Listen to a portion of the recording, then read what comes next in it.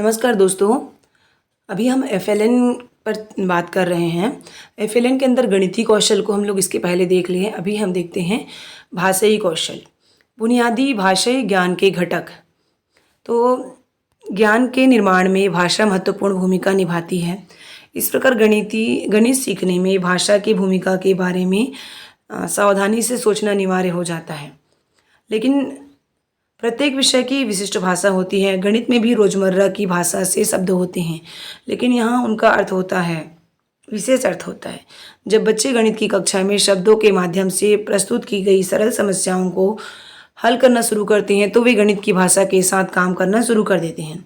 कितने, कुल मिलाकर कितने, कितने बचे हैं, गणितीय भाषा के उपयोग के कुछ उदाहरण हैं।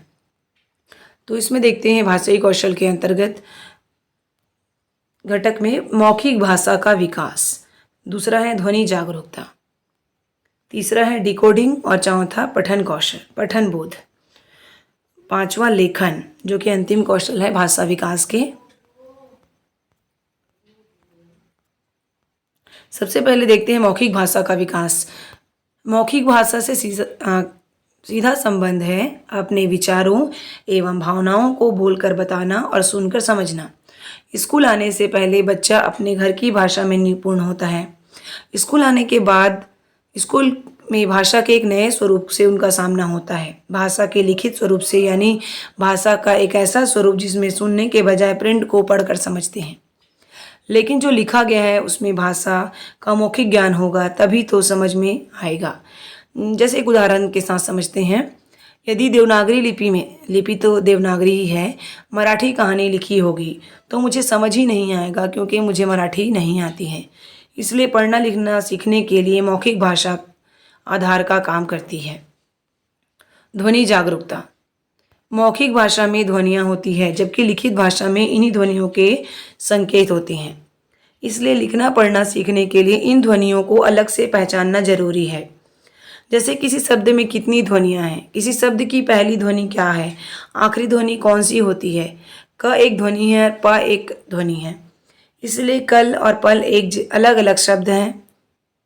रात और बात सुनने में एक जैसे लगते हैं क्योंकि कॉमन ध्वनियाँ होती है, लेकिन पहली ध्वनि अलग है। इन ध्वनियों को पहचानना इसलिए ज़रूरी है क्योंकि लिखित भाषा में इन्हीं ध्वनियों के संकेत होते हैं। तीसरा है डिकोडिंग। डिकोडिंग का मतलब है लिखित सामग्री को देखकर ध्वनि रूप में उच्चारित कर पाना।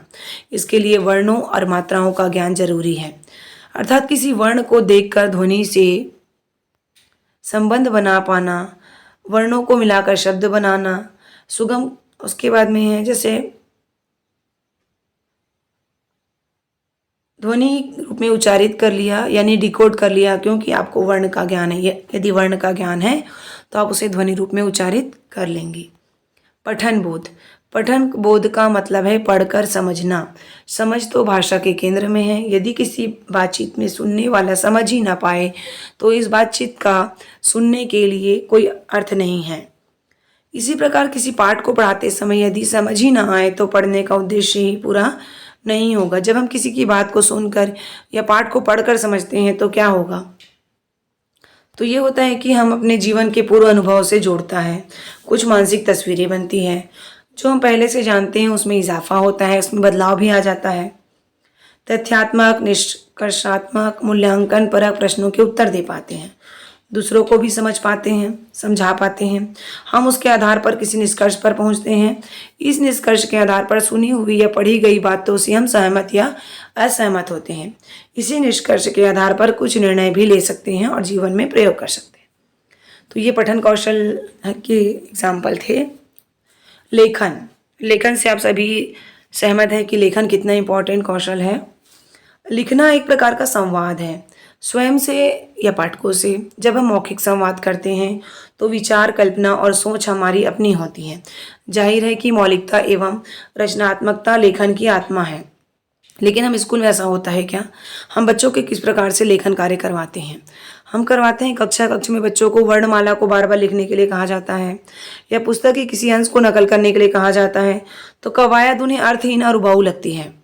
या बच्चों को थकाने वाली है। इस प्रक्रिया में धीरे धीरे उनकी मौलिकता दम तोड़ देती है।